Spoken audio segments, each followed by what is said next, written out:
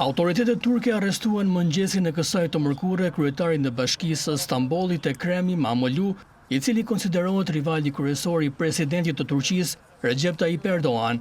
İmamoğlu u arrestua në akuzën e korrupsionit dhe mbështetjes së një grupi terrorist. Arrestimi i İmamoğlu, kryetarit të njohur të Stambollit, vjen në një kohë kur shumë figura opozitare janë ndaluar në të gjithë vendin, gjë që është cilësuar nga shumë si përpjekje e politizuar për të heshtur kundërshtarët. Qeveria e Erdoğani ka hedhur poshtë kritikat, duke thënë se gjyqësori është i pavarur. İmamoğlu, 54 vjeç, prind në disa prej sondazheve kryesore në Turqi, duke lënë pas presidentin Erdogan. İmamoğlu është duke u hetuar në 2 raste të ndara, të cilat përfshin gjithashtu akuza për drejtimin e një organizate kriminale, rishfet dhe manipulim me tendera. Partia kryesore opozitare, Partia Republikane Popullore CHP, ishte në prag të shpallte İmamoğlu'n kandidat për president për të sfiduar Erdogan, i cili ka udhëhequr Turqinë për më shumë se 2 dekada.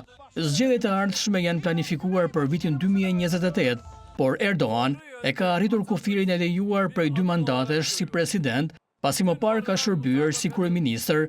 Nëse dëshiron të garojë sërish për president, ai duhet të shpallë zgjedhje të parakohshme dhe të pretendojë se nuk e ka përfunduar mandatin e tij të dytë, ose i duhet të ndryshojë kushtetutin.